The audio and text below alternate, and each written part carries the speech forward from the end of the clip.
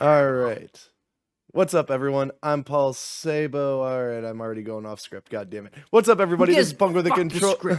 I fuck it up every time, and I just wanted. I wanted to be strict. I wanted to be on point. And then once we get over this, we could just fucking talk about whatever blah blah blah we want.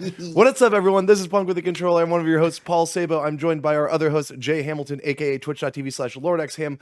Go show him some love. Where we go live Fridays at 7 p.m. Eastern Standard Time, breaking down what's up in the video game industry, catching up with what we're playing and what we're watching.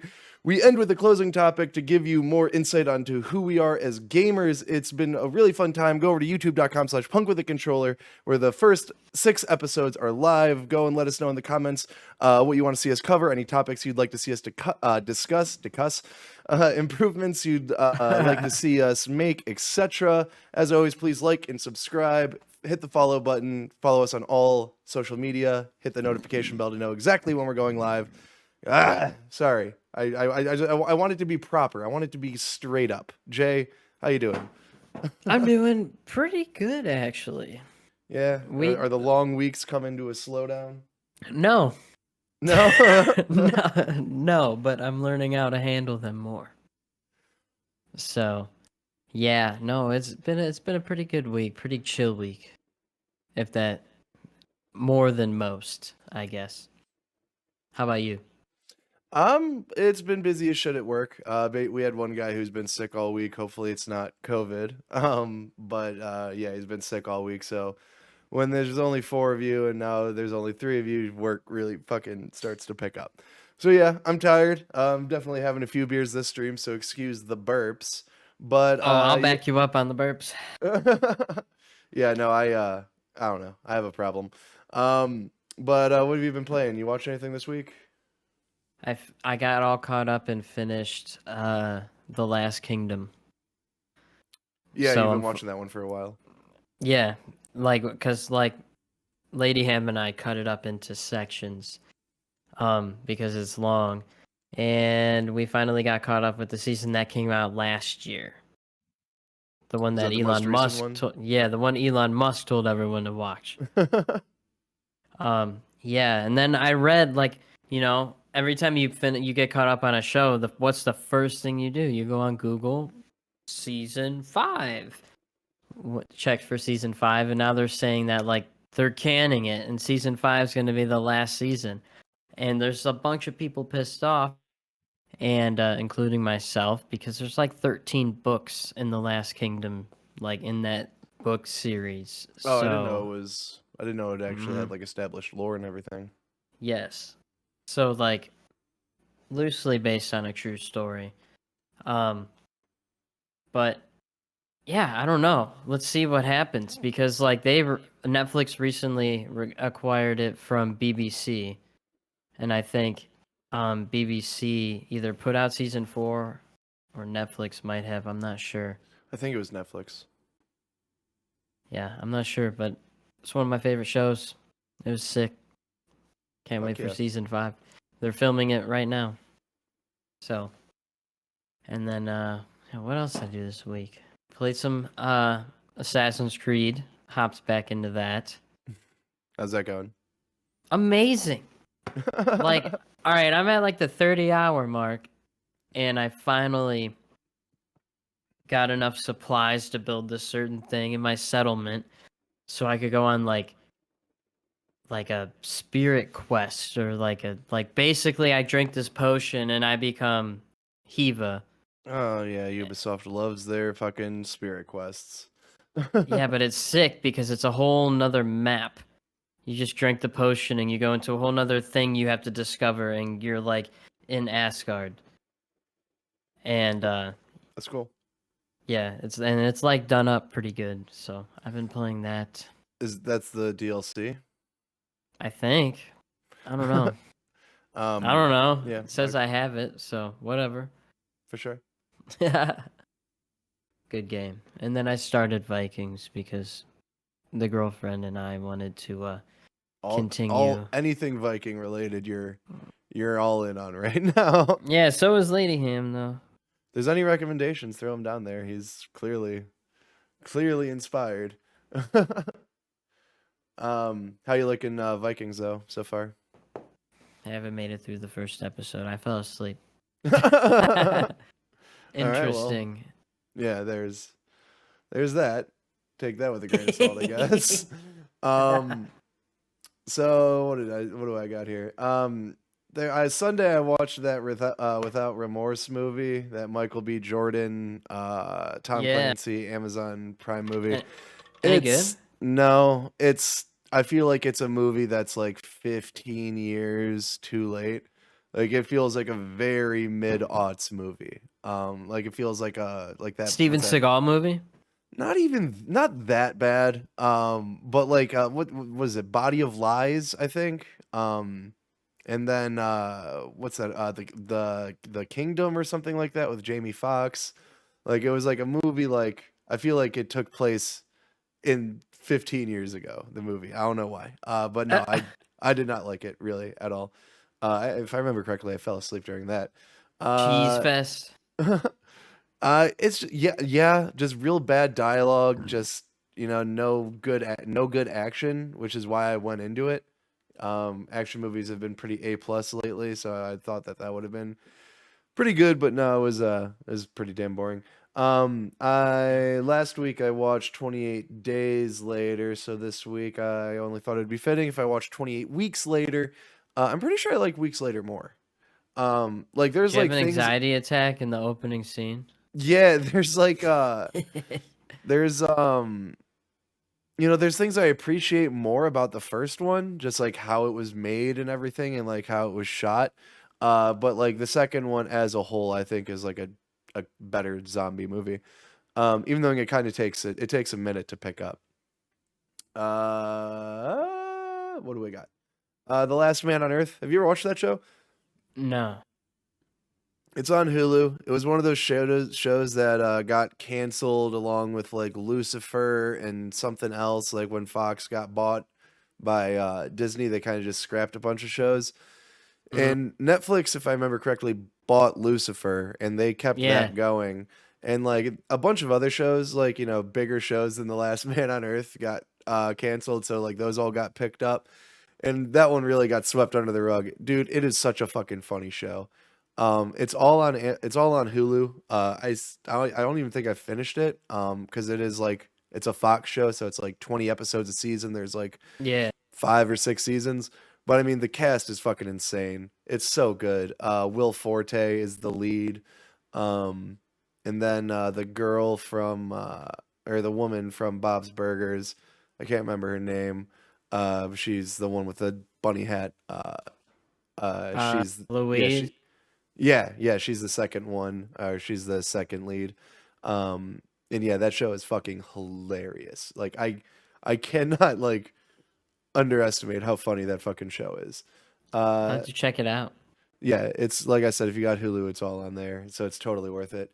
Lords of Dogtown. Yeah. I can't even remember what that's on. I think that's on Hulu, or that might be on HBO or something.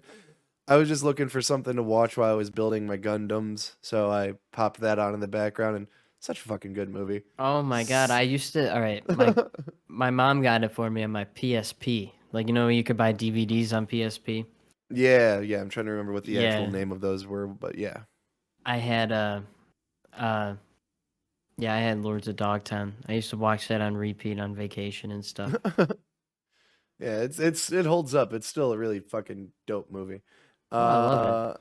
What else do I got here? That's all I got for shows and movies. I only really played one thing this week, and that's Returnal. And oh boy, Get your ass whooped. no, no, no, no, no, no. Well, yes and no. I got my ass whooped by the game being broken. So I cannot tell you how many times I was like fully kitted, had a great run, like got a bunch of upgrades and gear and everything, and then I walk up to a door and it doesn't open. And I walk back to the door and it doesn't open. No, there's not something I'm missing. The game is fucking broken and it's a glitch that a lot of people are suffering from. So all I can do is hit pause and then go and hit restart run. So I'm like, I don't even get to die. And that's the other thing. Game's not that hard. Don't get me wrong, it's challenging. But the real difficulty is getting around the bugs. And I decided I'm not going to play the game anymore until it's Really? like Yeah, until it's fully fixed. Like, so I'm gonna give it like, I don't know, probably until after Ratchet and Clank. If there's nothing, if there's like a dry spell between June and September, then yeah, I'm probably just gonna, I'll probably wait till then because I, the game is broken, and then also, the game doesn't translate well to a roguelike. With them trying to tell this type of narrative and the game being the way it is, like the I feel like they're kind of broken in the sense of they will do bullshit so you die. Like I've come across enemies that I've killed a billion times over, and then I come across a room and all of a sudden these fucking bats, I don't know what they do, but all of a sudden their fucking melee attacks take away like half of my health. It is ridiculous. So I feel like they really cheese you on that so you do die so you get the narrative. Because that's the only way you get the narrative in the game is if you die. And I don't think that's translating well to the game, and I don't think they should have done it that way, especially when you can't save. But before I go on, I just want to do a little note here. After this stream, depending on what time we wrap up at, to counteract my anger with Returnal and not being able to play my new PS5, which I haven't really hardly played anything on, I got Resident Evil 8, Resident Evil Village. Heard it was pretty good. So, like I said, depending on what time we're done here, I'm probably going to play like the first half hour of that. So if you're interested in seeing that, please stick around. But I'll one be more. there. Oh yeah, well yeah, hell yeah. Before I move on to the news, Jay, there's this thing floating around, or this discussion floating around in my section of the internet, at least. I don't know if you were sawing it, where some reviewers, I'm suspecting it's spawning from Returnal specifically, just because of the difficulty of the game, and because of, people literally pointing out Returnal because of it.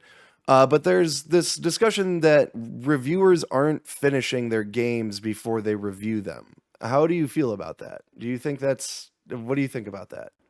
I think they should at least finish the game. But Yeah. Returnal's a different story, yes, but like, no, you finish the fucking game no matter how long it takes, because you need to be fully aware of everything if you're gonna review it. In my book, like I know, like IGN, so people are like, I'm like 40 hours into my gameplay, and finally, for me, that's like, there are exceptions to the rule that I just want to point out at the top. Like sports games, there's really no end. Like sports and racing games and like WWE and shit like that, there's really no ending to those games. They sometimes they tie in a campaign or a story, but that's not why people play the games. They play it for the franchise modes and the my careers and all of that. So those games I can understand, but that's something you include in the thesis at the top of the review. You say, I put in after that is like your opening. Like after 70 hours or after 60 hours or after 50 hours, like another exception is like Skyrim or a Fallout. Like I do not expect a reviewer to play every single quest. Oh yeah, no. The main Bethesda quest game. Yeah. And a lot of the time they do reviews in progress, which is like totally understandable because one of the arguments that someone was making on Twitter was like embargoes. He was like, I couldn't I can't remember who the guy was specifically, but he was saying that he couldn't he had to get the review out for embargo, and he couldn't finish the game because of the difficulty, and the game was given to him too late or too close to embargo. The embargo was I'm trying to think.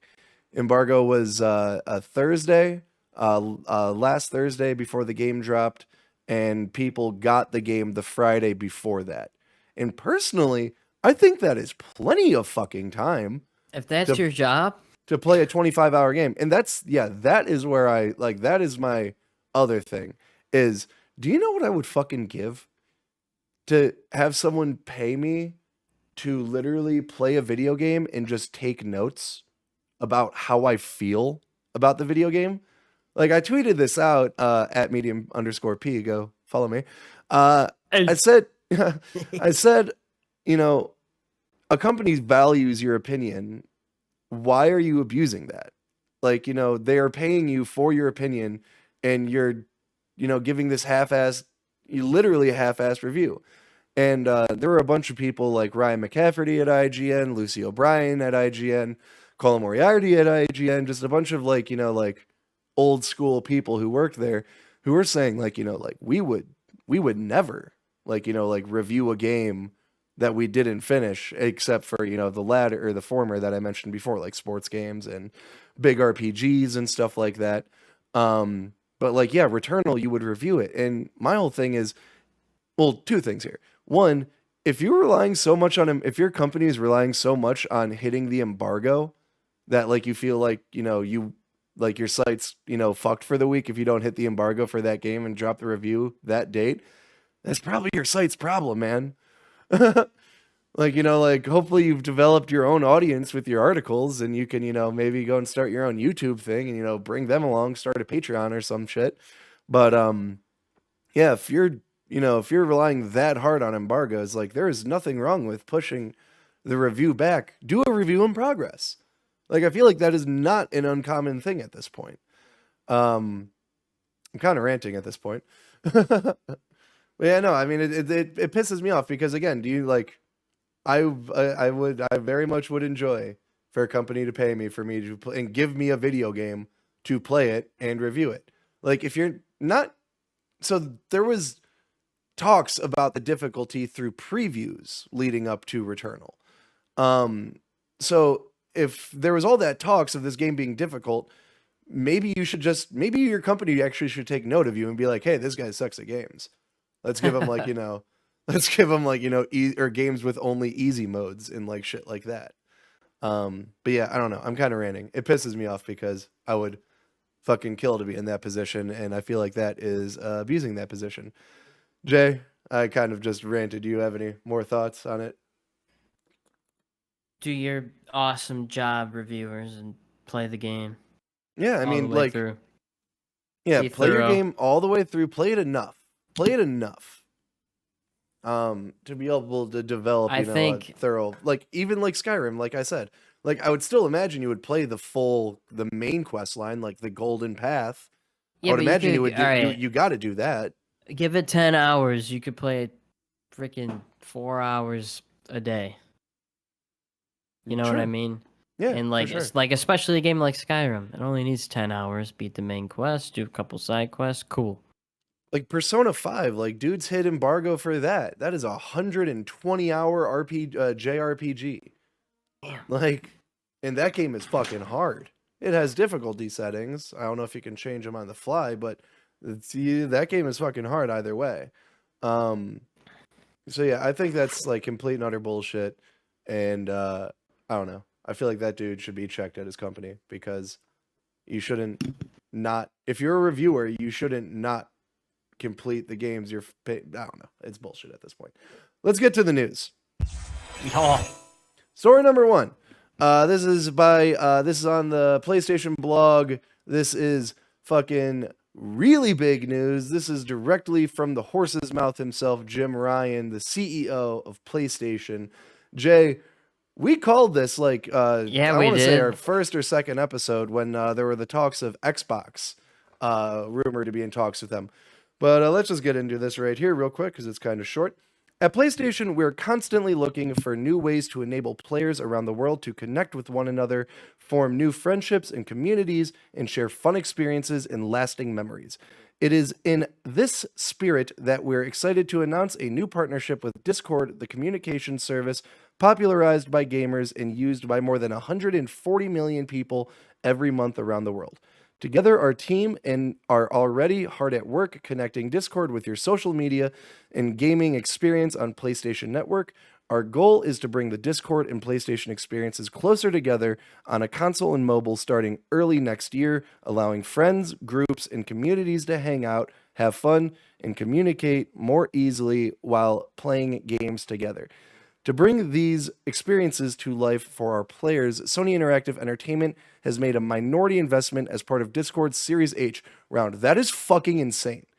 They are on a Series H round, like A, B, C, D, E, F, G, H. Like they have so much fucking money at this point. Continuing, from our very first conversation with our co-founders, Jason Se7en and Stan Wisniewski. I'm sticking with that one. Yeah, I think you got it. Yeah.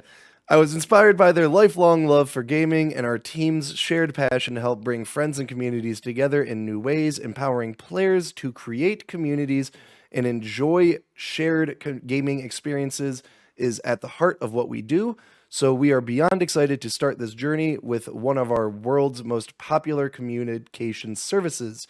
It is always a privilege to work with great partners and bring fresh experiences to our fans. And sorry, I got a cough like so bad. And we will have more to share in this coming months. Stay tuned to our channel and Discord, blah, blah, blah, blah, blah. Jay, you could start here because I got a cough really bad. All right, he's got a cough, but this is a really good move. This is like, all right, so I got a couple things. They're just integrating it into Discord. Microsoft wanted to acquire the whole company. Discord wanted to stay independent. Discord said no. They made a deal with Sony to integrate it. Sure, they bought a stake in the company, but Discord got to stay independent in the end. Get your stonks Discord money ready, dude, because they're gonna. Oh yeah, blow no, for up, sure, 100% once that hits the market. But no, Discord. yeah, no. But the other thing I had was this could be something bigger, like crossplay, because with the PC, that is, because well, you'll be able to, huh?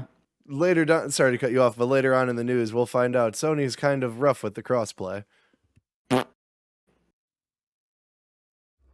But yeah, I feel like because I looked more into this, and there were rumors that I don't know if this is true, but like Discord essentially walked out of the room like that with Xbox or Microsoft offering 12 billion for them, laughing at that idea.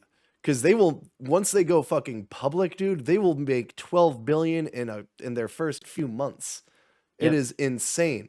So yeah, Xbox walked in there and were like, hey, we want to give you 12 billion and own you. We want to do whatever we want with you, just like Skype. And PlayStation walked in there and he's just like, hey, here's $200 million. Do you want to just put your service on our console exclusively? And they're like, yeah, sure.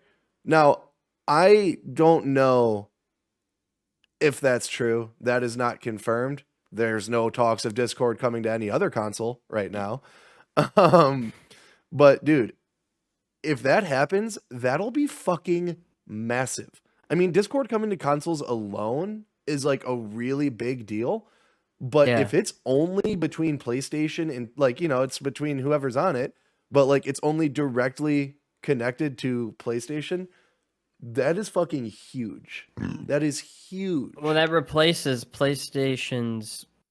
You see, that's the bigger question is what's shoddy thing. Yeah, are they just going to completely wipe away with their whole, like, what if they wipe away with like their whole app and everything and they just put the PlayStation Store on Discord's app? So instead of having the PlayStation app where you have your messages and your friends and all that and blah, blah, blah, blah, blah, you just have all of your friends and messages and everything and blah, blah, blah, blah, blah on Discord. And then there's also a tab for the store. I hope that would be, or I mean, you know, still keep the store app optional for, you know, people who don't have a PlayStation. Actually, no, what? There's no fucking point if you have a PlayStation and you would have the Discord app, or have the PlayStation app. I don't know, but this is really big and it's really fucking exciting, and it's definitely a big win for PlayStation. Yeah, they swooped the rug Discord right under Xbox for the first time in a few months, and that's awesome. But story number 2. No, that is wrong tab. Story number 2. This is for Games Radar by Jordan Gerblick. This is Konami is skipping. Konami is skipping E3 2021. Konami has announced that it will not be in attendance at E3 2021 due to timing. In an announcement shared on the official Konami Twitter account, the studio confirms that it has several projects in development that we can expect to hear about within the matter of months. Konami also expresses its support for the ESA and confidence in the E3 2021's success.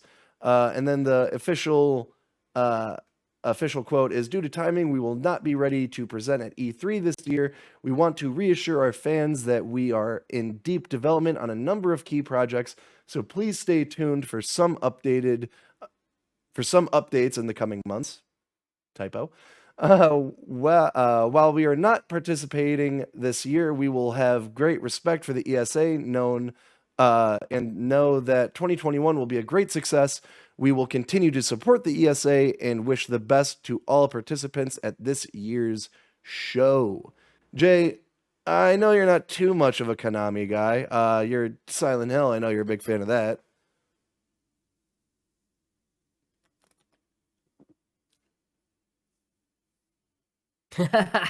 Jay? What? Did you I didn't hear that. Did you say something? I didn't hear anything you said. I just said, yeah. Oh, okay, yeah. I I couldn't hear anything you said. That was weird. Yeah, I thought I unplugged my microphone for a second.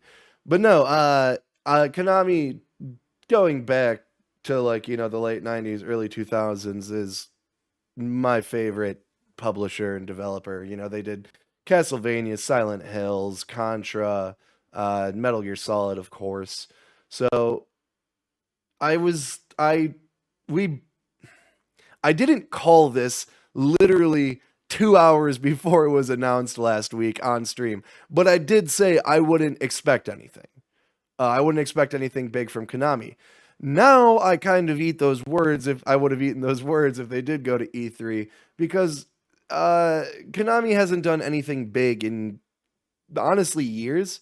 They've done a bunch of double A, A licensed games, mobile games, pachinko machines and shit like that. But as for games, they haven't really done anything big.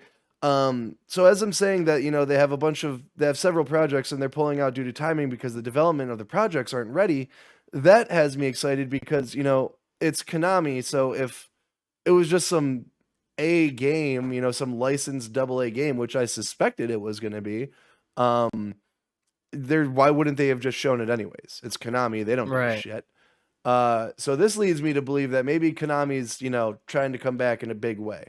And I just fucking really hope that they license their shit out to PlayStation. I really, really, really hope Sony gets the Silent Hill, Metal Gear Solid, Castlevania, that holy trinity right there. Because that is, by definition, a holy fucking trinity of games. Yeah, you don't have much to say on this, do you? No, because I forgot they existed. Yeah, no, they haven't been really doing anything games wise. Metal Gear Survive was their last attempt at something big, and it was literally a game of just recycled Metal Gear Solid 5 assets. It was a joke. Story number 3. This is over at IGN by Matt TM Kim. Due to the Epic and Apple lawsuit that's been happening this whole week, there has been a fucking shit ton of news to break. I like how I hit no ads and yet all of these ads spawn. But this epic shitstorm of news broke, so I don't even really want to. I just picked out my news stories that were my favorite from it. This is one of them. This is by Matt T. Kim over at IGN. Xbox Vice President Lori Wright has been called to testify in the Epic versus Apple court case as a third-party witness and give insight into the gaming market as a console partner. Her testimony has shed light on some of Xbox's internal workings, including how Xbox has never made a profit off of hardware, through any of the Xbox iterations. During an examination, Epic's lawyer, Wes Earnhardt, began a line of questioning on profitability of consoles hardware. Earnhardt asked Wright, how much margin does Microsoft earn on the sale of Xbox consoles? To which Wright responded, we don't. We sell the consoles at a loss. Just to be clear, does Microsoft earn a profit on sales of an Xbox Just to be clear, does Microsoft ever earn a profit on the sale of an Xbox console? Wright follows up, No, Wright says. So, Wright explains that Microsoft keeps selling consoles at a loss because its business model is set up to deliver an end-to-end gaming experience, and that hardware is critical to us delivering that gaming experience. These experiences include services like games, Xbox Live Gold, and Xbox Game Pass. As noted by Protocol, Epic's questions regarding hardware profitability were in order to show that while video game console makers have a justification for its 30% revenue share as its primary revenue source for them, smartphone makers like Apple don't have as strong a reasoning for their revenue models. Jay, I call bullshit. What about you? Yeah. There's no fucking way they did not make a profit on Xbox 360s. Well, now that I think about it, how many of them fucking had to get taken back because of the Red Ring of Death? There's always something. I don't know. It could be true. I mean, Xbox could be wearing thin. I don't know. I personally call bullshit, and this also just explains further that there is going to be like a by 2025 there will be an Xbox flash drive that you could just plug into your TV and it's Games Pass. Or you buy a smart TV and there will be an Xbox app on the TV. Calling it right now. Because if this is true, I don't know why they made the Series X and S. Maybe just to buy compete. them. Maybe just to buy them more time. Compete with what? They're talking about how they're not competing. Come on. Oh no, trust me, I believe it's all bullshit, and they are totally, kicking themselves over how much they're not selling compared to PlayStation, even though they're selling as much as they can, which is like really weird. I don't know how PlayStation is managing to sell more. But yeah, no, this is wild. I don't really believe it. I'm trying to think. Like the Xbox 360, the Red Ring of Death is like the only issue I could see blocking that up. But other than that, I totally don't see how the Xbox 360 wasn't profitable. Because at that point, I got to look up like how much their first party games cost, which won't be hard because all you got to do is look up Halo and fucking Gears of War. So yeah, you got to look up how much those games cost, how much those games made, and then I don't know. I don't believe it. I call bullshit personally. What do you think? 50-50. Microsoft sucks. So I don't know. I could see Microsoft just straight up not even knowing if they're making a profit on it or not. They're just like, we gotta make it. We gotta be out there, dude. We gotta be competing. If I remember correctly, there was another article where Epic actually did call them out on this, saying that, it's bullshit. But I don't know. I thought this was really interesting because I don't believe it. Story number 4, sticking to IGN, sticking with Matt Kim. Fuck off. The latest, this is Xbox. Another thing that came out of the Xbox versus Apple court case is Xbox's analysts of The Last of Us Part 2, which is basically the closest thing we're ever going to get to a review of The Last of Us Part 2, which I think is super interesting. So, spoilers for The Last of Us Part 2. I read this earlier, and I don't remember there being anything. They just mentioned Abby, and pretty sure everyone knows Abby at this point. But anyways, in quotes, Xbox has this to say about The Last of Us Part 2. The Last of Us Part 2 is the exceedingly rare video game where what it accomplishes is moving forward the art of narrative storytelling in video games as a medium ultimately outweighs whether or not everyone likes it or even if everyone has fun playing it, Xbox writes in an internal analysis acquired by IGN from the Epic vs. Apple court trial. Xbox praises The Last of Us Part 2's gameplay as a notable improvement over the first game and calls the visual quality and attention to detail absolutely best in class in basically every area. And the overall presentation is significantly ahead of anything that other teams have been producing on console and PC. Fucking A right, dog. The internal team at Xbox says they were frequently stunned by the quality of the game's visuals, something that sadly seldom happens these days. I'm not going to get into the later because then they do talk about the characters, and I don't want to see that. Let me just see. Yeah, no. Just scroll down past that. Sounds like the team that analyzed The Last of Us Part 2 at Xbox was overall keen on Naughty Dog's major sequel. If there's one criticism, the team at Xbox says their biggest gripe was with the inventory system and the lack of any quick switch between items during moment-to-moment gameplay.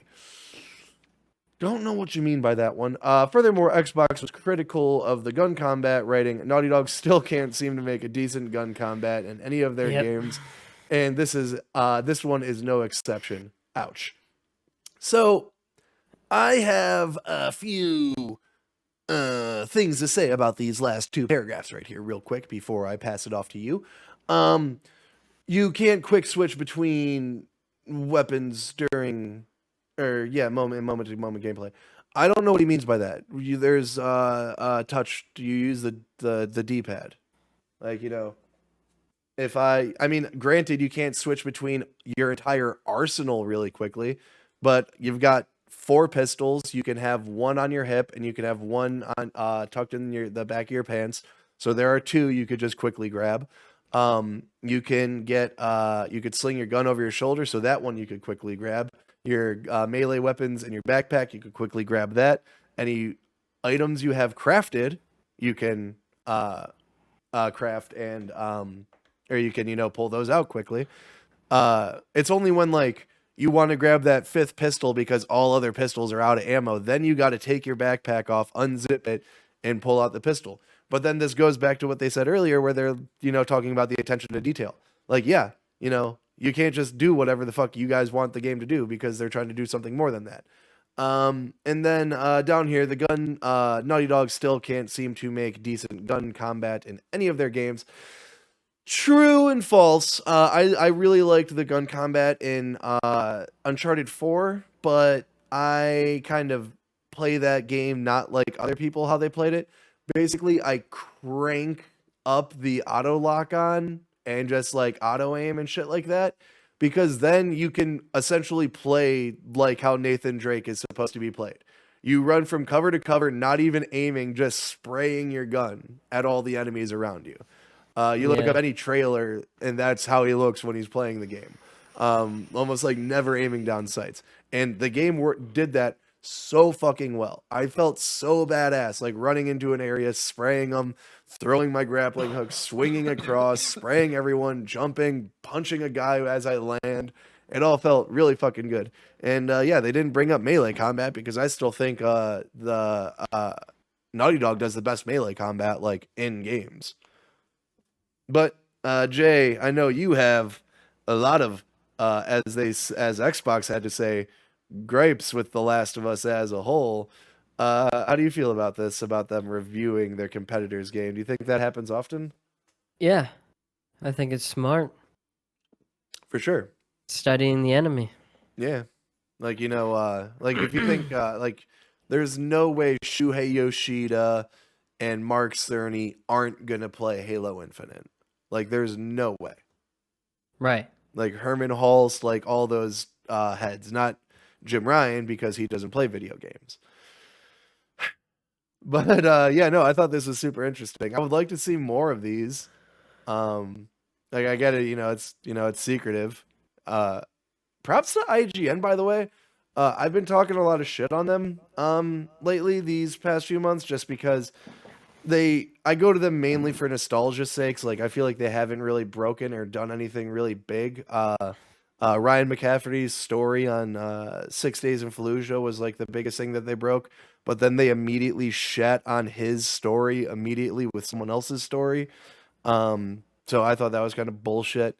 They kind of threw him under the bus, and he's easily their best journalist there to date. Probably their only real journalist. But yeah, no, I'm happy to see that they're, still able to acquire stuff from the inside, because normally they've just been posting reviews of like different equipment and TV shows and just deals of the week and posting links to their podcasts and shows. So I'm happy to see that they're actually getting some news out this week. Good for them. Story number 5. Got a burp. This is a dope one. This is from Polygon by Austin Goslin. Epic boss, we paid PlayStation for cross-platform Fortnite. Sony may have finally allowed cross-platform play on PlayStation in 2018, but it also charges publishers royalties in case Sony loses business to its console competitors, says Epic CEO Tim Sweeney. It's another revelation surfacing in documents related to the ongoing Epic versus Apple lawsuit, whose trial started on Monday. While both Nintendo and Microsoft were early adopters of cross-console play via Epic Games' Fortnite, Sony held out and consistently blocked Epic and other publishers from enabling it within the PS4 versions of their games. Even Fortnite's swelling popularity in 2018 wasn't enough to budge Sony at first. In senior-level emails between Epic and Sony revealed in the Epic vs. Apple trial and reported by The Verge, Epic was confident Sony would capitulate. Yeah, bam, big word, P. Because Fortnite, is that right? I'm just sticking with it. Because Fortnite was the most popular game on PS4 at this time. Joe Kreiner, the Epic executive in charge of business development, laid out an extensive plan with incentives to Sony, both to give it a PR boost for enabling crossplay and in the two companies' business relationships. But Sony's director of developer relations at the time wasn't convinced the cross-console play would even help the PlayStation business. He's referring to Gio Corsi. Eventually, in late 2018, Sony agreed to allow Fortnite players on PlayStation to play with other consoles, but a 2019 email revealed an Epic Games lawsuit sheds light on what it took to make that happen. Sorry, I'm really butchering these now. In the email, Sony outlines a pay structure that requires publishers to share a revenue with Sony if the PS4's gameplay share is less than 85%, as Epic Games CEO Tim Sweeney put it during a testimony. If somebody were primarily playing on a PlayStation but paying on iPhone, then this might trigger compensation, according to Sweeney. Epic had to agree to these terms for Sony to allow cross-platform play in Fortnite. Did they post Gio Corsi's actual email? They didn't, because it was pretty interesting. What he essentially was saying is, this doesn't benefit us. Like, how does this benefit us in any way, shape, or form? And before I pass over to you, I just want to say Sony's been getting a lot of shit for this, and I don't know why. Because Xbox didn't ask, because Nintendo didn't ask, because Android didn't ask. Like, Sony clearly just asked, and they were like, yeah, here you go. So I don't see what the fucking big deal is, and I think, right on Sony. Get fucking paid. Yeah, I think it was a smart business decision on their part. Yeah, I mean, maybe Xbox, because, at the time, Xbox was really looking for some good light shed on them. So maybe, this was, maybe they jumped the gun just so they could get that. But that wouldn't explain Nintendo, why Nintendo allows crossplay. If anything, I would have expected Nintendo to be the ones to charge. Shit, for all we know, they do. This is just like, this is just all the shit that leaked from court documents. Yeah, no, fuck yeah. I mean, yeah, for sure. You got anything else? You got anything else to say? No. No? Not on that. Yeah. I mean, fucking Sony was the biggest platform in the world. Like, iPhone's one of the biggest phones in the world. So, people with PlayStations and iPhones are going to be jumping between the two, and yeah, they're going to be making purchases on that thing if they're even playing on the thing, or fuck, maybe they're at work and they're, like, oh shit, the timer's running out for that one suit. I'm going to buy it real quick before, it sells out. I don't know how fucking Fortnite players work. They're like fucking children. I don't know. fuck Fortnite. Yeah. Story number 6. Final story. Sony class action lawsuit revealed over PlayStation Store exclusivity. This is by Liana Rupert over at Game Informer. Sony is facing a class action lawsuit over PlayStation exclusivity through its digital storefront. The claims against Sony Interactive Entertainment are alleging that Sony is operating under a monopoly in the digital space regarding download codes for games through third-party retailers. In a new report by Bloomberg, the class action lawsuit centers around third-party digital sales through the PlayStation digital storefront, making the selling process by Sony Interactive Entertainment in direct opposition to antitrust laws, effectively making it a monopoly. According to the lawsuit, consumers cite Sony's restriction on third-party retailers from selling digital download codes for PlayStation games starting back in 2019. This includes popular retailers like Best Buy and Amazon. This move has put the PlayStation Store at the epicenter. Sorry, I got to burp real bad. At the epicenter for digital-only purchases, which has caused legal action to be put in motion by consumers. According to the proposed class action lawsuit, Sony's monopoly allows it to charge super competitive prices for digital PlayStation games, which are significantly higher than their physical counterparts sold in competitive real market and significantly higher than they would be in a competitive retail market for digital games. I'm just going to stop right there. Everyone's really going after Sony. Whenever they're up, someone's got to strike them down. They got money. Yeah, no, for sure. So the whole issue with this is actually kind of a similar issue that Epic is facing with Apple. There's an interesting article over at NPR if you want to go check that out. Kind of unrelated to gaming, but it had to do with our circle, so I checked it out. Basically, it was just a bunch of analysts, like court analysts, like looking over the case and giving their perspective. And they were saying that it's not the issue of proving. It's not the issue of Epic proving Apple is a monopoly, because monopolies aren't illegal in America. You're allowed to have a monopoly, technically. You can't abuse your power as a monopoly, which is what Epic is trying to prove. They're trying to not only prove that Apple is a monopoly, but they're trying to prove that they're abusing their powers. So this legal action to be put in motion by consumers, as it says right here, I feel like it's essentially the same thing. Not only do you have to prove Sony is a monopoly, but you have to prove that they're exploiting their abilities as a monopoly. And I don't really agree with whoever's saying games are cheaper in stores in that market versus on Sony's store. Dude, if you got PlayStation Plus, that's the reason why I don't buy physical games anymore. Because their sales are too fucking good. Like, what was it? I'm trying to think of the last Kingdom Hearts all-in-one package. Every Kingdom Hearts game ever, all the HD ones, the third one, the ones after the third one, everything, the all-in-one package, it was $150.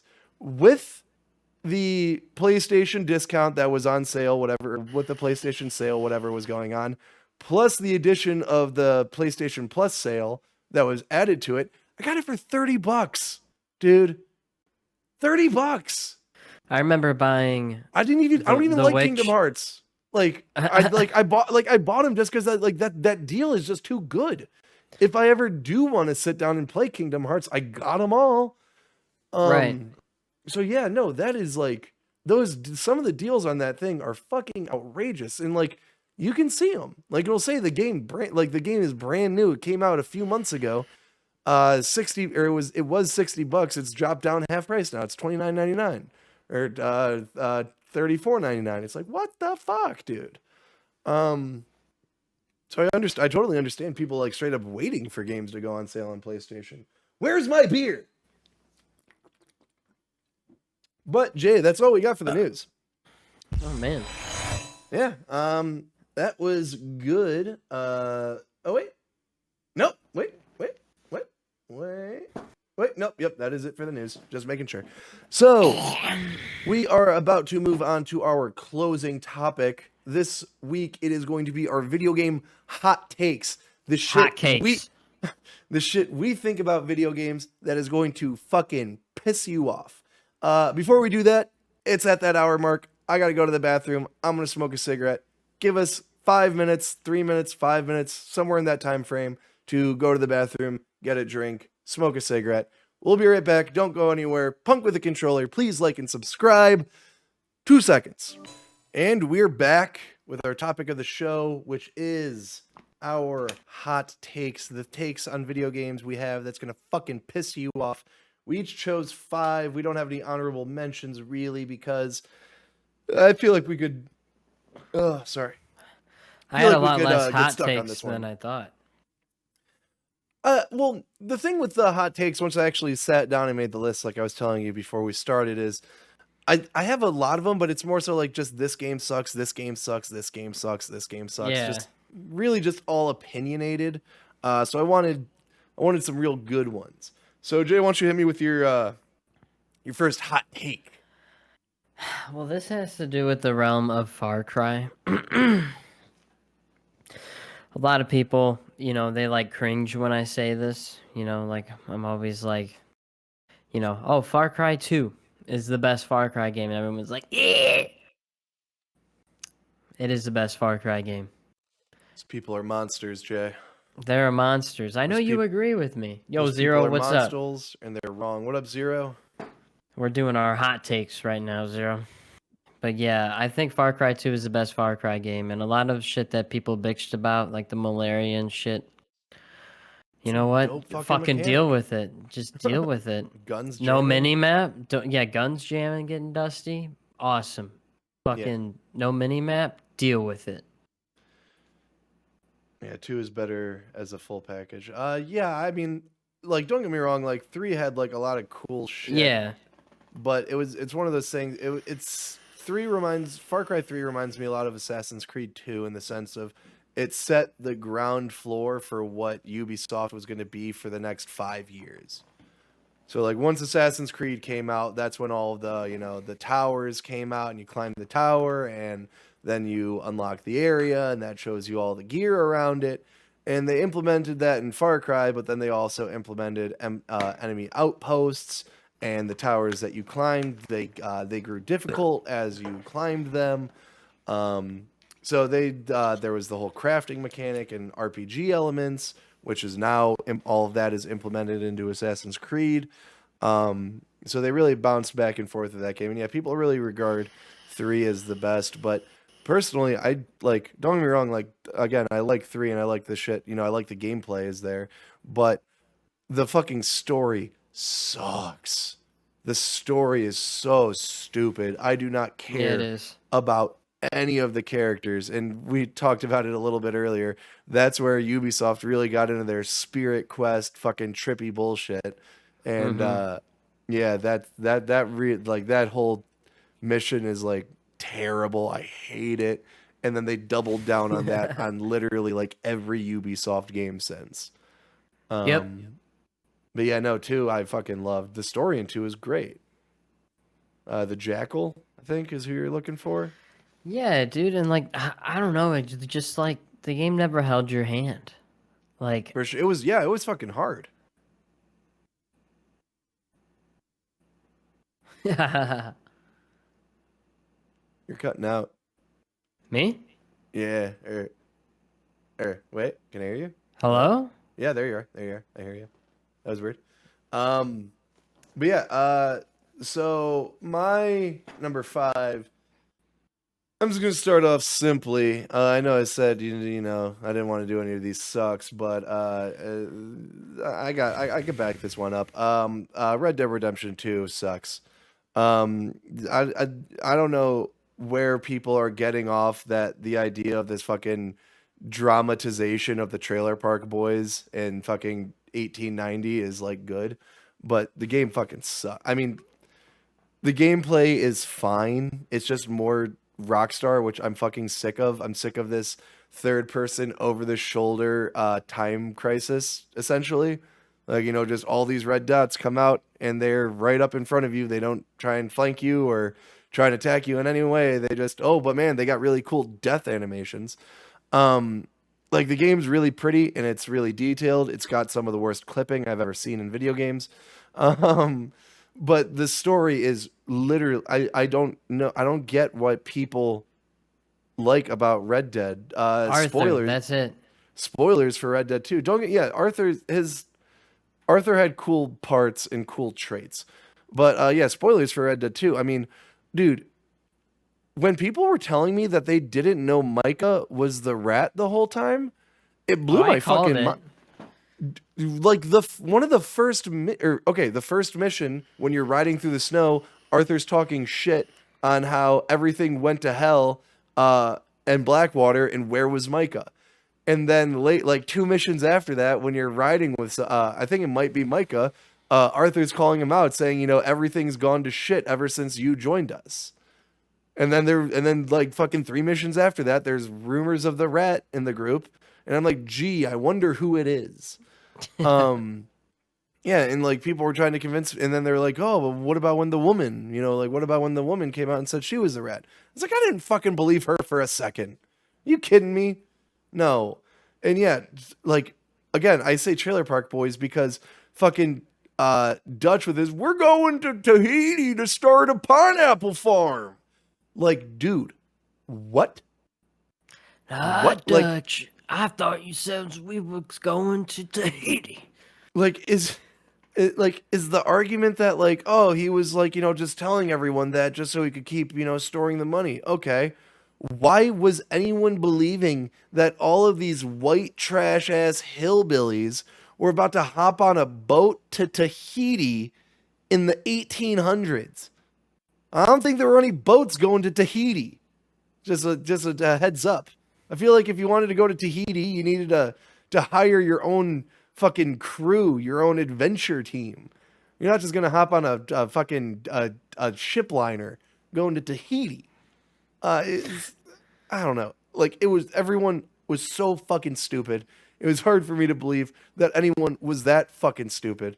And like, you know, like Arthur, like trying to like, you know, like smuggle John and Abigail and Jack out and like, you know, like keep them low while like, I'm like, why don't you just be like, hey, I'm going out fishing with my kid and my wife, and then leave.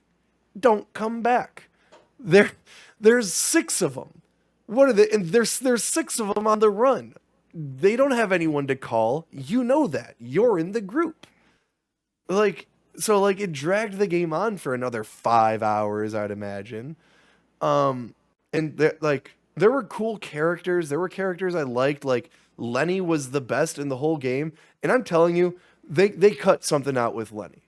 There was probably another 2 or 3 hours of Lenny content that they had to cut to, you know, keep the game at its 50 fucking hours. Yeah. I see Zero going off in the chat. What is it? Yeah, he's popping off the chat and I lost my train of thought. Yeah, no, they like literally, you're running from a bank robbery and you open the door and Lenny just gets shot. Like no dialogue, no, oh, Lenny, no fucking nothing. Like he just gets shot and dies. Like in gameplay, no chance to do anything different, nothing. Like I'm telling, and he was a big character. He was like, you know, like Arthur's underdog. He was his, I don't know, his follow-up. Arthur was his mentor, I should say. Yeah. So for him to just literally get dropped, I don't know if they were going for like, I don't know what The Last of Us 2 basically does with a lot of shit, or if they were just, like I said, lost a bunch of content. I'm going with the latter. But Jay, I don't even remember how much you liked Red Dead. I loved it. Just because I like the Wild West. And I liked a lot of this like side quests, and like Sadie Adler was an awesome character. Yeah. Her story arc was sweet. But I did feel it drug on, and I felt like in the end it was just all like intentionally just quickly trying to tie everything together to lead into the first game. Like you can tell they were making it to a point and they're like, fuck, now we got to tie all this into like what happens later. So then they had like, I don't know. Yeah, that's kind of what Zero is saying here in the chat. He's saying, you know, They really can't do anything story wise because it has to come to an end where one begins. Which I get that, but in one, Like, it would have been better. well, It would have been better yeah. if they could have made it Arthur and he came back and fucking killed everyone, kind of deal. But they couldn't do that. In one, Dutch is such a like a mysterious figure, and he's so terrifying because you only hear these stories about him and how menacing he is, and then once you finally do see him and he fucking snipes you on the mountain with a pistol, like you realize how fucking badass this dude is. He is. I fucking hate Dutch. I think Dutch he is was one my of the least favorite character. I think he is one of the worst written characters. His wife, Rockstar his games. like his the Irish his girl, Shkifoos. huh? His Shkifoos.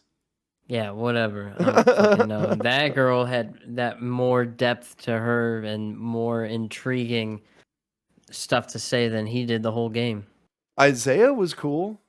Oh my god, I loved Isaiah. I loved like that's the thing is like I could see Isaiah, like I would follow Isaiah. Isaiah was smart. But the second Isaiah dies, I was like, all right, I'm done. I'm out. And if I remember correctly, even Isaiah was like, don't trust Dutch or some shit. Or like he was getting skeptical of him in the later years. But Zero in the chat earlier, you said when I was talking about or you said that's the opening mission for Red Dead 1, kill Micah. What do you mean by that? You're saying you kill Micah in the first mission of Red Dead 1? Because I killed Micah at the end of Red Dead 2. No, Dutch killed Micah. In Red Dead 1? No, in Red Dead 2. Oh. I killed Micah in Red Dead 2. There's like 4 Yeah, endings. you shoot him, and then doesn't Dutch like finish him off? Dutch was gone if I remember correctly. Like Dutch just straight up books it at the end. I don't remember him coming back and doing anything. Once he leaves, I'm pretty sure he was gone. But I don't know. I personally really didn't like that game. The opening of Red Dead 1 is no, Assault Bill on William the Fort. Bill Williamson was the one that shoots you. Yeah, Bill Williamson, yeah. Which I liked him. I liked the idea of like why he was why he hated John and everyone so much, because you did treat him like shit. Everyone treated him like shit. There were things like my favorite part about Red Dead 2 were the parties. When you would and unfortunately that's where you get the most story. Is like when you're sitting around the campfire and Isaiah's telling, dude, I keep wanting Rockstar to go back with Red Dead. They went back to when they will go back. I think they'll go back way earlier. Well, yeah, when they announced Red Dead 2 as a prequel, I was like, oh, cool. I want it to be 1850s, at the height of the gang. But no, dude, this shit's fucking 10 years before. It's that's pretty fucking lame. Yeah, there's some conflict with the Native Americans, and you essentially fucking, what's the massacre called? I guarantee we will eventually see it, and it'd be smart if they did it, because Grand Theft Auto and Red Dead 100% take place in the same universe. Yeah, we could say that. There's was it? They're gonna do a Mafia game. The bills, the money in GTA, it has John Marston's face on it, and when you create a character, you can make John Marston your dad, or or your grandfather or some shit. But I want Rockstar to do new IP. I'm sick of them doing these 2 games. They've been doing the same. They're gonna do a Mafia thing. Guaranteed, they're doing to tie it up in the middle. They're doing GTA 6 next. It's obvious. But I don't want honestly, I don't want GTA 6, and I don't want Red Dead after GTA 6, which it's probably gonna be. I would imagine Red Dead 3 is going to be a sequel to Red Dead 1. So you're going to play as Jack Marston in Washington DC, and it'd be cool if it's the 20s. But I don't know. Let's move on from Red Dead. We've been on Red Dead for a minute. This is why we didn't you ready? This is why we didn't do shout outs. But yeah, hit me with your next one. Ready? Here's a personal hot take. Looter shooters suck ass. Destiny, The Division, what Ghost Recon has turned into, Borderlands 3, not the first Borderlands. Like Or that second. that set the pace. Those 2 two was set good. the 2 was the those best. two set the pace. All right. So we can't put those in there, but anything else, it's just recycled, rehashed crap. And it just like gives like it's just like mindless grinding games. Like in my opinion, like if you really played those, and this is my opinion, like I can't play those games for a long time and just keep grinding the same bullshit, like expecting like oh I'm gonna get this, dude I've done this like 400 times, I'm gonna get this rare variant out of this boss, like, and then they're just gonna keep coming out with them. And people are still gonna play them. I don't know. Yeah, they're essentially like a new wave MMO, and I feel like that's why I can't get into them because I like MMOs, and they're they're like they're the same kind of grind, but it is a different grind than an MMO. I play a lot of Final Fantasy 14, and grinding in Final Fantasy 14 is like kill 15 of this enemy. Go out into this field, there's 15 of that enemy, go out and kill it, quest complete. And it's a shitload of those quests. Or it's go and talk to this person, and then go and talk to this person, and go and talk to this person. And you do that for, I'm not even joking, 4 hours. You just go around talking to people. Like that, I'm okay with.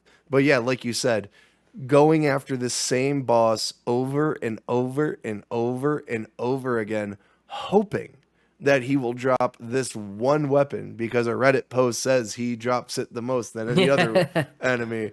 I can't do. Dude, That is too much commitment. And if you look at it, I feel like people who play Destiny, that is like their game. Like they don't play much else. And people who play if they do play much else, it's probably like the Division or like other persistent games. I will give. There's an exception. Escape from Tarkov is a looter shooter, but it's different. Way different. It's completely different type of experience. I think Destiny's gunplay is good, but that's just because it's Bungie, and Bungie is like master class in gunplay. But other than like, it's not good enough for me to do the same thing for 100 hours. See, like I watched a guy on YouTube. I forgot what game he was playing. Probably a Borderlands game, looking for the certain shield, the best shield ever, best variant. He did it for like hundreds of hours on the same boss. And I watched him. He got it, and he's like, "Yeah, I finally fucking got it." Then deleted his profile. Like, my gosh, it's like a weird completionist mentality. Like I have a similar thing with like trophies and like platinums. Like if I really like a video game, I want to get the platinum. Yeah, Zero, you are correct. And then I'll straight up like just delete the game once I get the platinum because I'm like, I'm done. I don't need anything else to do with this game. Most of the time, I don't even fucking like it anymore. But yeah, and then I also real quick, I just hate how games are now slowly turning into looter shooter, like Ghost Recon, that new Breakpoint or whatever. Like, how in the fuck? Why would you do that to Ghost Recon? Like, why? That's what. Please. Honestly, that's what kind of turned me off of Outriders. I don't know if. Oh yeah, all these. Yeah. Everyone's like, "You gonna play Outriders?" I'm like, no. I don't want to do. Not at all. I don't want to do this loot grind. Like, why do I want to play the Division? Like, that's all it is. And if out of all of them, the Division speaks to me the most, and I don't even want to play that. So I don't know. I heard really good things about the Division 2, but the Division 1. I played through it. We played the Division 1 together. That game must be just so sour. Dude, but I remember the first like 2 days we were going hard, and then we finally we cracked the mold and was like, wait a second, what? The game needed zombies. Yeah, the game needed PvE. They needed more emphasis on PvE. Something like that. But like, I just hate. Like, I like the Division 2, but this is why I don't like looter shooters. I hate going through a building and then going through my backpack of what kind of cool guns did I get, and then I get this loot crate that just gave me like 6 more guns. Oh, I have 3 of the same shotgun, but like this one has, it's all the same shotgun, but this one's rate of fire is just point 0.2 better. And this Yeah. one's Yeah, damage yeah. is point 0.2 low. I'm like, dude, fuck off. This one like, gives you 0.5% buff though to your ammo reload speed, Jay. yeah, no. See, like I like Escape from Tarkov, where it's like, wow, I found an M4. That takes 5.56. I will That's it. take it with me, Yeah. and I will figure out what kind of 5.56 I want to put in it.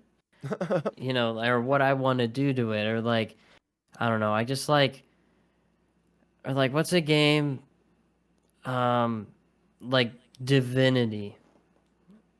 You find an item, and they're usually like random, but like, you're never gonna find like the same enchanted axe. You know what I mean? I Yeah. don't even know. Just like, I'm not gonna have like, or like Skyrim, the Blade of Woe. I'm not gonna have 6 Blade of Woes Yeah, and unless like you each mod the have shit. like, yeah, all right, whatever. But Yeah, no, that's no, my I hot take. Looter shooters called looter pooters. My Guns next should hot be center stage for gunplay, not the gimmick. Yes. would I you yeah. Oh yeah. Oh yeah. Oh yeah. Yeah. Yeah. Like if it I would prefer Destiny be a 8 to 10 hour long linear single player campaign shooter with a robust, awesome multiplayer. Um, that like if you want to do like an online or something, fine, but not like you could play it solo too. No, you can't. You're not playing it solo. There's 4 dicks running around you just like it is in an MMO. So yeah, I would gunplay over anything. Um, my next one is Resistance is the best World War II video game. Did you ever play Resistance? I know you're big in World War II games, but this ain't average World War II game. No, I haven't played Resistance, but Damn shame. Damn shame. I know, Easily. but it can't. But you haven't. All right, in your mind, it could be the best World War II game. It's easily probably PlayStation's most underrated series. Uh, Basically in 1900, aliens crashed into Russia, and that's what that whole thing was that happened in the 1900s in Russia. It was actually aliens, not whatever the actual incident was called. I can't remember what it was called. And they infected a bunch of people and created their own army. And in by like the late 40s, all of Europe was like completely consumed by this. It was a massive battle between Russia and Europe, and that was World War II. And the Americans were completely, like out of it. They weren't even engaging until the UK basically like begged them. They're like, "Hey, we are going to lose, and you guys are next." So then the U.S. create like a secret task force to go over there and figure out what the fuck is going on. And the second you and your team touch down, they all die. You get attacked. You get infected with the chimera disease. You're jacked now. You can regenerate health. You're super strong and fast. And it's all World War II. So you're running around like fucking Paris in 1948 with like an M1 and like slung over your back and some weird ass alien tech assault rifle. And it's honestly it's the best World War II game of all time. It's the most interesting one. If you wanna say, something else is best, go right for it. But it's you cannot deny it's the most interesting. Pretty interesting. Remember Wolfenstein, the reboot? Not, but like right, 2014's but Wolfenstein. no, like 2009's Wolfenstein. Oh yeah, like the Xbox arcade exclusive, or like the Well, not, Xbox. It was like I remember they were really pushing the digital version of that game. yeah, it's abandonware now. Yeah, it was just wasn't it essentially just like a HD up-resed No, remade no, version of the no, original? no, no. You had Oh, like that's all what I these thought it was. it was like semi-open world. Um, like there were no like loading screens. You had like this big city you ran around in, and you had like all these powers and shit. And it was like super gory and like I don't know. It was just like a hidden gem. I enjoyed it as a kid. I played on the 360. Zero in the chat says, yeah, resistance is wild, weak point sniping, and the AI was tuned well. Yeah, the first game is definitely like rough, just because it was a PS3 launch game. Resistance 2 is fucking awesome, and Resistance 3 is like, in my opinion, a 10 out of 10 game. Resistance 3 is so fucking good. It is an epic masterclass in first person shooters. Uh, and yeah, I would say Resistance is better than any Call of Duty taking place in World War II. Uh, Brothers in Arms. Just, I mean, again, it comes down to all of this. Again, comes down to opinionated, and that super intriguing sci-fi implement to this setting that I already find interesting is just a serious plus. So yeah, Resistance, best World War II game of all Have time. you ever seen real quick? Have you ever seen Does anyone who remember History J? Channel games? Zero says in the chat. Sorry to cut you off. Yes, I do. Ultimate Warrior wasn't that a show and then a game, or was that a Spike TV No, that was a show? show. That was a show, and then Or a no, I game. mean But like no, he's talking about like History Channel, the Pacific. Like they had a Pacific game, they had a re, World War II game, and they had a Civil War game. I used to rent them um from the library, and they were like terrible. But you know well, what? Ultimate Like I Warrior used to might deadly something like. Deadliest Warrior. Yeah, Deadliest Warrior, when it was like, like this is a samurai and this is a Viking, like, who would win between who? Like, I remember Yeah, there was a fighting game for the 360. He said, yeah, those, okay. yeah. So Yeah, like remember them. they had a Civil War game, and like two World War II games, and they were like the most blandest Yeah, like I was about to say, cash they're all grab. cheap, licensed AA games. If you like them at all, it's rose-tinted glasses, nostalgia shit. It's Spider-Man 2. Jay, what's your next hot take? My next hot take is Assassin's Creed as an IP should be abandoned for the future of Ubisoft. And here's why. Here's my That's a hot take. Even it is a I'm hot take. I agreed with you on those first two. This one I'm curious. Um I think that they're running out of Assassin's Creed ideas. I feel like maybe Valhalla was testing the waters for this idea. And another thing is like I feel like Assassin's Creed Valhalla would be a smash hit if it was just called Valhalla.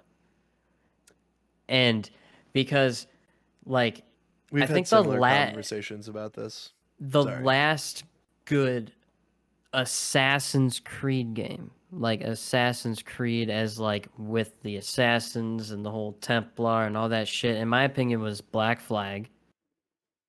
Origins was good. Odyssey was Syndicate. good. Good. Did you play Syndicate? No. Check out Syndicate. Was that the one that had all the issues at launch, or was that Yes. Unity? No, that was Unity. That was the one before Syndicate.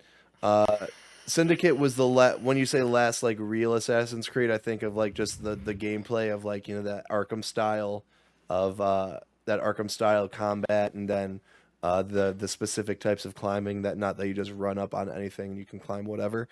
The Syndicate was the last real one of that, and that game's fucking awesome. That game is Yeah. like that See, that game like the final boss fight is really bad and really stupid and is like totally like Assassin's Creed. But it is totally like it's got more in common almost with Hitman, like more modern Hitman, than it does with all the other Assassin's Creeds around it. Like all right. you'll go to like I don't know the fucking where's the game? You'll go to Big Ben, and they'll be like your target's at Big Ben, so you have to go to Big Ben and locate your target, and then you have to figure out the best way to kill him. Yeah, you could like just walk up on him and like bench sit up on a bench, and when he walks past you, knife him.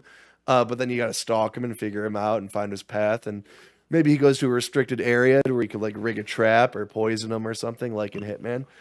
Syndicate was really fucking dope. See, but for the story's sake of Assassin's Creed, the last one was Zero, 3. yes. Sorry to cut you off, but just Zero on the chat says Syndicate could have been a take of siblings building the underground through the need for assassins. Yeah, that's one thing that that's just real quick. That's one thing that actually came out when all that shit with the director of Valhalla came out. When he stepped down and everything, there was just and there was the vice president of Ubisoft, I believe, just a bunch of bad shit about him. He was basically talking about how women don't sell video games and people won't buy video games if you have to play as a woman, which is just flat out not fucking true. And that's why Eve and Eve Fry and Syndicate was so underplayed versus Jacob, because they didn't think that it came from the top. That's why in Odyssey, if you play as the male character, it's like watching a sack of potatoes talk. Yeah, see, that's what they started doing. But in Valhalla, it's vice versa. Like, you're not gonna get the full, in-depth, great, like, acting as you would if you played male Eivor. And, like, the cool part about it, little thing, is the voice of Eivor in Assassin's Creed Valhalla is Knut from The Last Kingdom. So, like, it's kind of like, and takes place where, like, The Last Kingdom is. So, it's kind of giving my fill. But where I'm getting at is, like, the last Assassin's Creed game, the last real one, was 3. The world fucking blew up. It fucking ended the fucking world. And then, like, I don't know if you remember the actual storyline with Desmond. Without Wikipedia, No. does anyone? No, See, like, but it ended there, right? All right, now, like you said, Syndicate could have just been a tale of siblings, right? Then why didn't they just do that? See, that's what Odyssey and Origins. Yeah. Why didn't they just do an Egyptian historically accurate game like that as an RPG? And why didn't they do Odyssey? Like, instead they have to, like, force feed and, like, completely rewrite and implement stupid Assassin's Creed shit, like in Valhalla, right? Like, I don't know if I'm spoiling anything for people. I don't really care. You get your hidden blade. You're gonna get hidden blade, right? Not an Odyssey, but go on. Oh yeah, I forgot about that. Yeah, you had a spear there where you could teleport to whoever you wanted to kill. It's fucking stupid. Yeah, stupid. But, like, you get a hidden blade given to you from the dudes. And the first thing that Eivor does as a Viking puts it on, and it's on the front, and they're like, it's a hidden blade, it's a sacred weapon. He's like, I'm not gonna kill and not show this thing off. Like, a straight fuck you to the assassins. The whole game is like you saying, like, yeah, you can do your little assassins thing, but I'm gonna do my Viking thing. And literally, Assassin's Creed Valhalla would be a perfect game if it was just, offered as a Viking open world RPG, not Assassin's Creed. And the lack of Assassin's Creed shit in the game says it all. I like half agree with you. Like, I don't know. I feel like they should maybe not scrap Assassin's Creed as an IP as a whole. Just scrap the futuristic techie bullshit. Like, just straight up, like you said, just but then you don't have just tell these historic tales. But then there would be no need for, like, the whole severely implementing Templar shit. Like, who cares? just do like a parkour hitman. Yeah, the saboteur.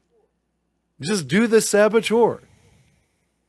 Right. See, like Zero said, like, why don't they make shit like they could have called it Dane's Law? Perfect example. They could have sold more instead of, people are gonna go like this. I'm not gonna play another Assassin's Creed game. This is like the 80th one.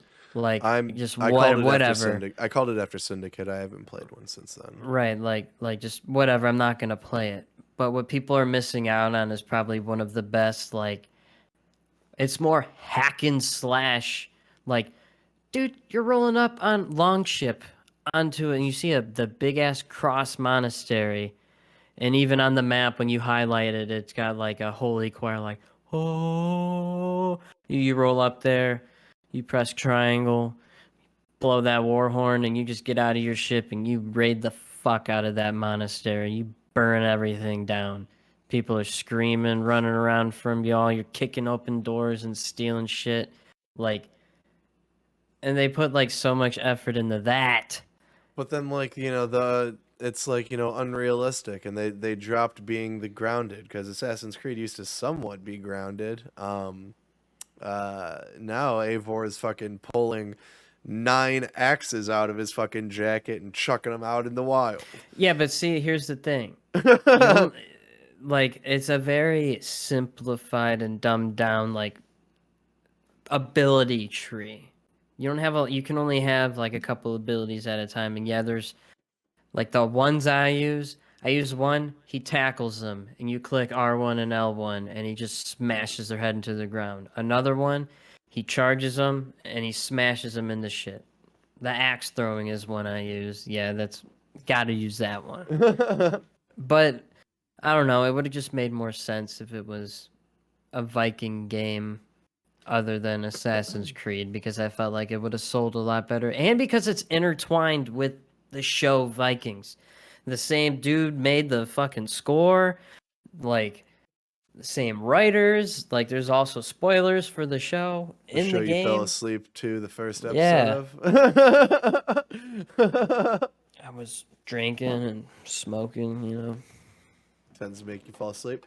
But moving on to my number 3. My top 3 are hot. Yeah, these are pretty hot. This third one honestly should probably be number 1 because this is the piss you off one. Breath of the Wild is the worst Zelda game. Full stop. It's I see you shaking your head. It's pretty good game, dude. It's the worst Zelda game. It's not a Zelda game at all. Compliments I'll give it. The physics, Artwork. the physics, the way the world works. Games that have copied that art style since then have done it better. Genshin Impact looks better. I think Phoenix looks better, but that's just because those games are 4K and that art style running at 60. Like if I could get, Breath of the Wild running in 4K at 60, then yeah, I would probably jump back over and say that looks better. But no, the setup of the game, it like you want to talk about grind, that's a fucking grindy game. That's a game I literally play on the toilet in the morning. Like fucking walk to a shrine, do the shrine, that's it. I have not dude, you have to do I've been playing the same profile for 3 years. So. Yeah, it's like that's not Zelda. This massive open world is not Zelda. These bullshit tiny little shrines are not Zelda. I don't even know what I'm supposed to do, honestly. You're like, just pick a direction and walk. Like what you say about Assassin's Creed is how I feel about Breath of the Wild. They should have just called this game Breath of the Wild and that's it. And then do something else with Zelda. This would have been honestly, that's the thing. I feel like the reason I dislike it so much is because it's a Zelda game. I just have I have such an affinity for Zelda that when you do this and call it Zelda, it pisses me off. The bosses are the puzzles, man. That's not Zelda. I don't know what the fuck I've heard that argument so many times. And they're easy as fuck. Yeah, because when you break it down, it's a fucking kids game. It is. I know people are like, dude, I know that really pisses people off when you say it's a kids game, but I'm like, no, all of Nintendo's games are kids games. Don't get me wrong. I fucking love them all. I'm 25. I'm an adult. I love them all. But there is no fucking denying that Mario exists for children. Yep. Zelda and Link exist for children. If anything, I would say Samus is probably the most adult, and Metroid. But even then, pretty childish. So yeah, I mean, it's pretty full stop right there. Again, that one's kind of opinionated. But I mean, I would put Skyward Sword over this just because like this game is at the bottom strictly because it is not a Zelda game. Not a traditional Zelda game. It's a 3D Zelda game. I mean, when I think of like a traditional Zelda game, I would think of like a Link to the Past or something, or Zelda 2 or Zelda 1. But 3D Zelda game. I mean, again, I'm putting this below Skyward Sword. That alone is a statement. I'm putting this below Twilight Princess. Like these are low tier Zelda games. And I don't want to hear anything about Twilight Princess. It's a fucking bad game. But yeah, no, I mean that's pretty much it. Breath of the Wild, worst Zelda game. Jay, what's your number 3? I don't even know My number 2. Oh yeah, you're on number 2. Oh yeah, you're going ahead of me. Oh, you piece of shit! I didn't even see this one. Who the fuck do you think you are? Read it out loud. Read it out loud. Don't even start. Read it out loud. Read it. Yeah. Overwatch overrated? You're out of your fucking mind. Dude, I've tried to play that game so many fucking times. I don't understand what the buzz is about it. I don't even have fun watching it. I don't even have fun. It's the only esport I like watching. No, it's boring because like, dude, I hate Fox. shooting and I'm like, every time I watch that game, I'm like, are you hitting the enemy? Are you damaging the enemy? Like it feels like no like yeah, they're not no response. It's and that's not, what they're not projectiles, they're the other one. What's it called? Bloom RNG. Bloom. No, hit like scan. Yeah, hit scanning. Yeah, it's not based off projectiles, it's based off of hit scans. But it feels like laser tag almost. Like I don't know, like just like it's just my personal opinion. Every time I've tried playing it, like I've tried several times on PS4, I played it on Xbox and PC free weekends because, you know, a lot of my friends are into it. Gotta find your character. Dude. You do. Man, dude, no, the gameplay I just don't like. It was the third free weekend where it finally got me. I had nothing to play each of those weekends, so I was like, fuck it, I'll just like, you know, I still had it downloaded. I just had to basically like, you know, I was only able to play it on those free weekends. And yeah, I was just like jumping between characters and same thing. Cuz I wasn't focused on the actual gameplay. I was just focused on the fact that I was getting my ass kicked and I couldn't find any characters that were like grooving with me. In one game, in the third week, I noticed this one guy had a bow and arrow. And no matter which character I was, whether I was a big tank, a medium guy, or one of the small little fuckers, 3 shots to the head with a fully drawn bow and I was dead. No matter who I was, that's what killed me. So I was like, oh, well, I'm going to try out this fucker. Boom. Immediately bought the game that day. The free weekend wasn't even up. It was a Saturday. I bought the game.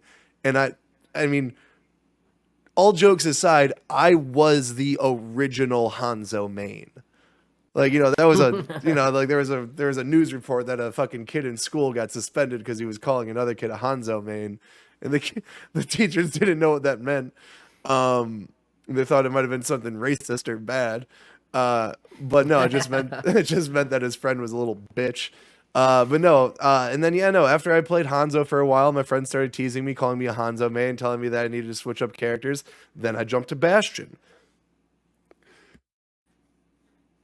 Bastion fucking rips. Bastion, he's just like sits in a turret or he runs around as a robot with an assault rifle. Fucking awesome. And then I was like, all right, this robot character's dope. How about this other chick, Diva? Diva is my main, dog. Did I send you the picture of the Diva Secret Labs chair? I'm debating on getting it, dog. That's how much I love Diva. Like, She is my main. Diva and Orisa. Like you gotta find your characters. And It's also long overdue now. yeah, I mean at this point I would say hold out for Overwatch 2. Cuz honestly, like if that comes out this year, that is my most anticipated game. Cuz fucking goddamn if I did not put 400 hours into Overwatch on the PS4. God. No. God, you piss me off. It get Oh, just wait, it gets worse. when they're right at the objective, when they're right there, and then all of a sudden your team pulls together and defends for the like they fucking pull up with 3 minutes and there's 10 meters till they get to the objective and their team is so certain that they're there. They're so confident. But all of a sudden all of you fucking pull together and you defend 10 meters for fucking 5 minutes. It is like the most sweaty palms epic action I've ever had. God, I want to play Overwatch now. I'm trying to think of a game that did that and it was like more fun. A lot of games. Fuck you. you dick. All right. What's your number 2? I don't know how people are gonna feel about this one. This is a thought I've had for a while, and I just think it's kind of interesting. So Madden, we're all familiar with Madden, the sports game, very popular, usually a top seller every year. Most would consider it a sports game, you know, as a football simulator. I feel like that's kind of obvious. I consider it something else. I consider Madden a turn-based role-playing game. And when you think about it, you literally cannot deny it. You can't argue it. You take turns making your attacks or defending. You create characters. You create teams. You build around those. You do franchises where you create those, and based off of your decisions are the outcomes of that story. It's a turn-based RPG. It's not a sports game. Jay, are you going to deny it? No, I mean it's a turn-based RPG that is about sports, Sure. the sport of foosball. So if anyone's But familiar that's with for the devil, Bobby. if anyone's familiar with Final Fantasy X, it's basically Blitzball as a whole. It's a JRPG football game. But I mean that one's pretty quick. I don't really have. I mean, if you don't have any retorts to that, you could get on to your. I put your number 1 for you because you said you didn't want to talk about it. I do. If you have another one that you would rather have as your number 1, you could feel free to say that after this. No, I don't have another one. Because this one is. It's time, Jay. We've been waiting for this discussion for a while. I'm not gonna say it sucks. Because it doesn't. It does. I'm gonna say I do not like The Last of Us. Not one bit of it. I don't like the gameplay. I could care less about the story or the characters. I did not get attached to a single one of them.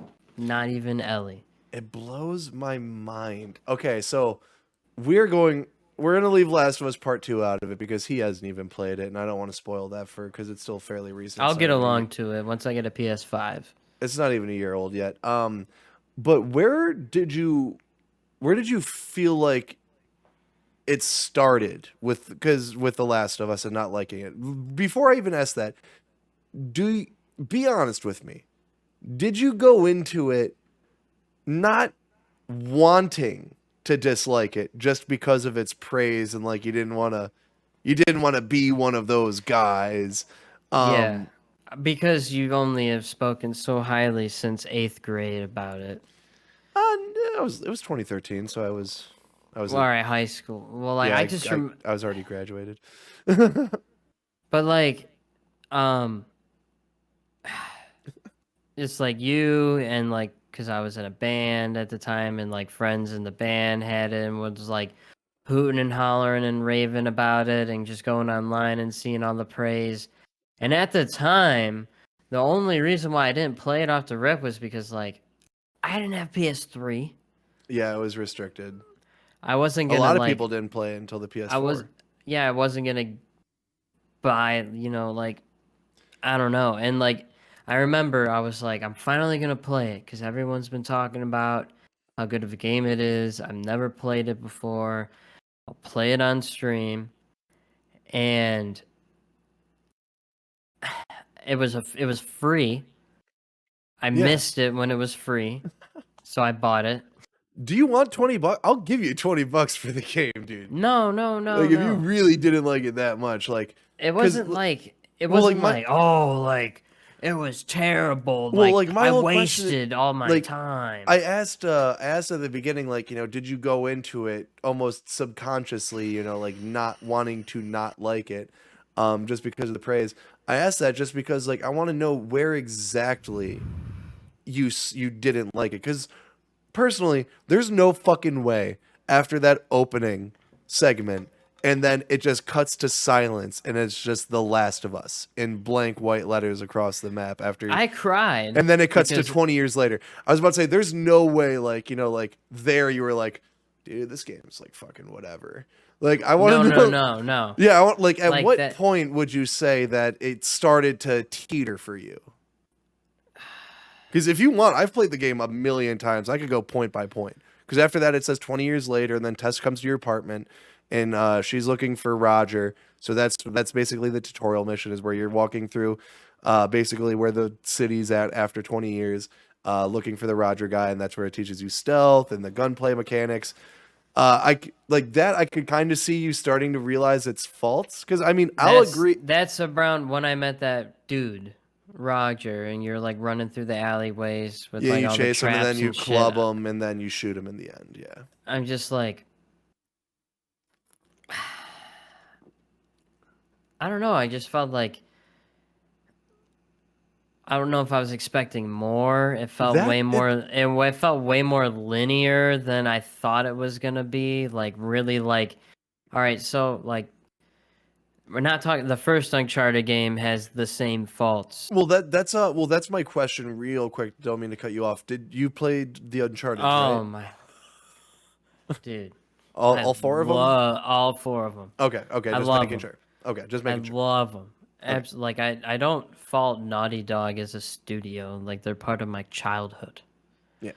It's not like, and I'm not saying that it's not a bad game. Like it doesn't suck because like of what it's done, but for me, it just like I couldn't even get into the narrative. And then by the end, I was like, what the fuck? Like I think the only time throughout, aside from the very beginning, the only time where it got me where I was like, dude, come on, dude, no, was when Joel fell off the ledge or like the ladder and landed Really? on that piece of rebar and it blasted him. And I was like, oh my God, no fucking way. I came all this way for that to happen. And that was the only time where it got me. Dude. And then the only heart pumping part of the Oh whole my game God. This is like was when you blowing played my as Ellie mind. with the cannibal in the restaurant. Yeah. Oh my That was the God, only time yeah. where my heart was pumping. That was it.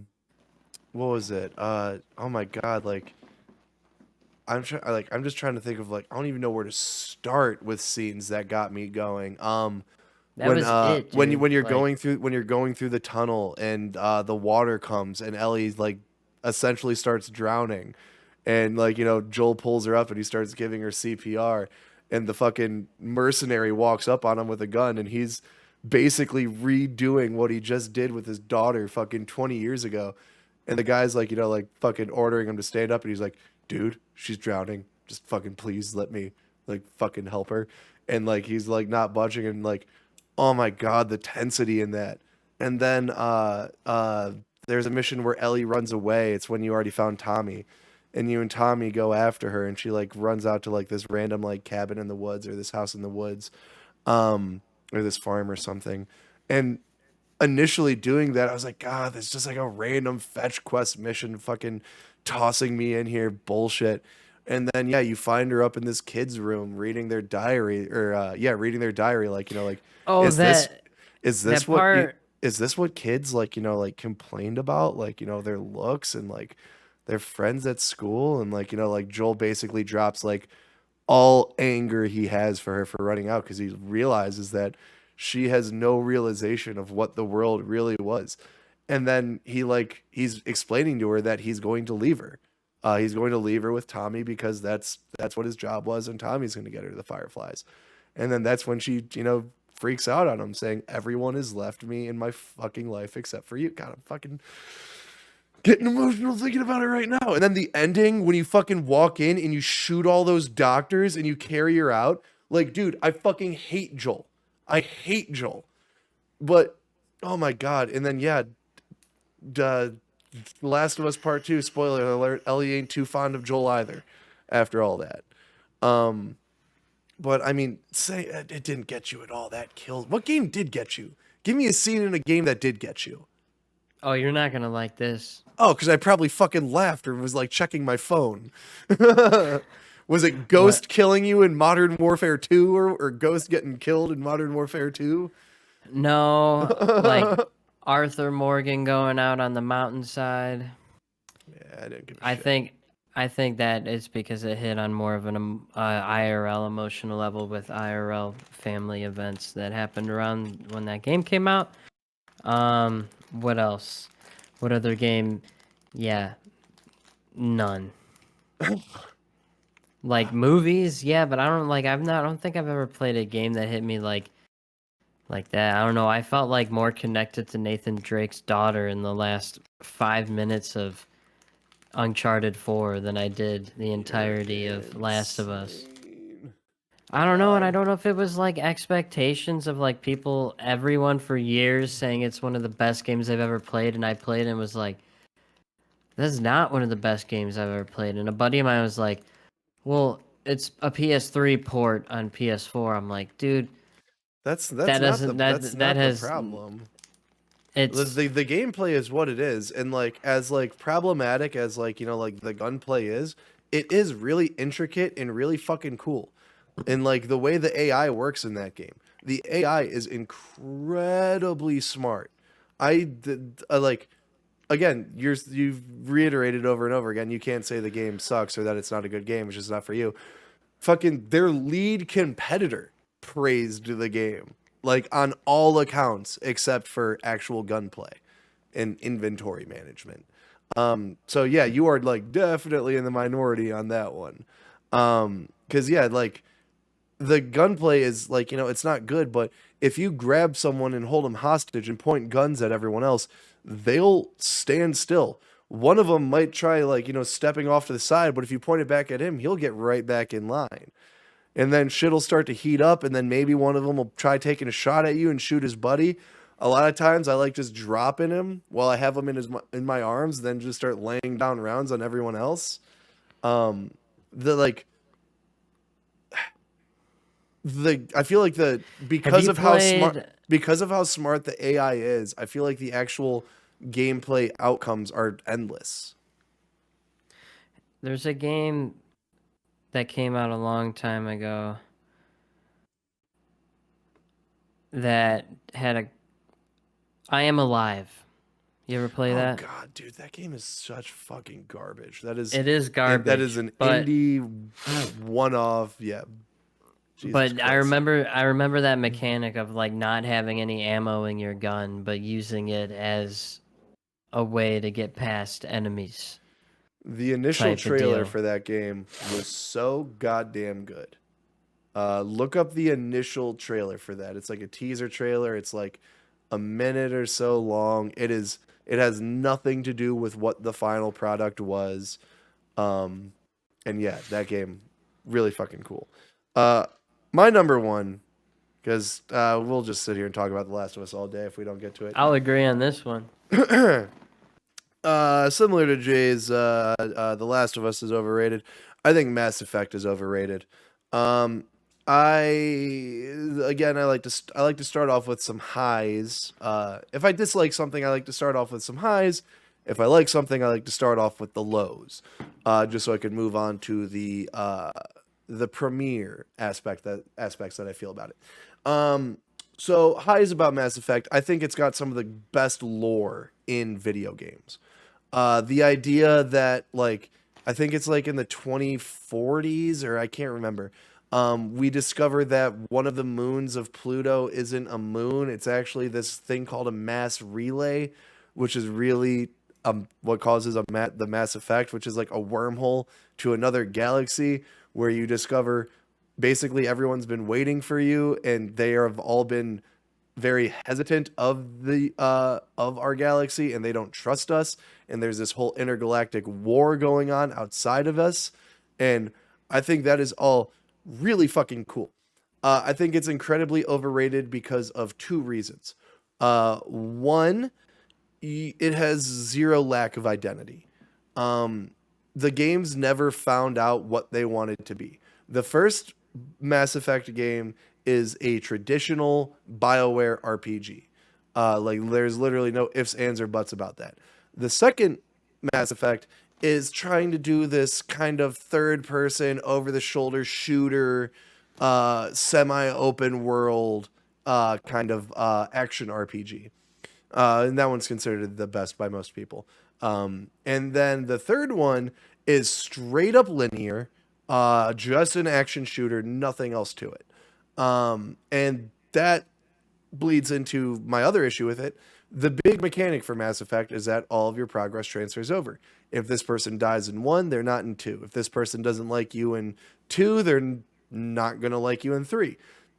No, none of your decisions ended up meaning anything in 3 by the end, and they had a set ending for you, and that was it.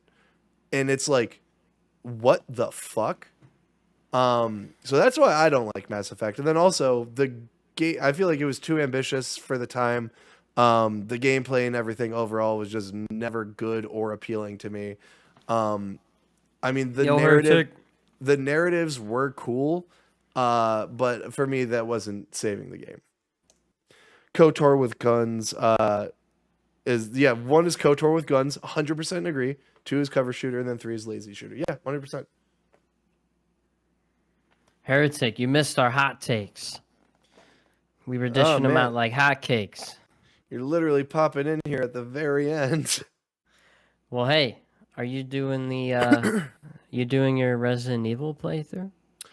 Yes, I am.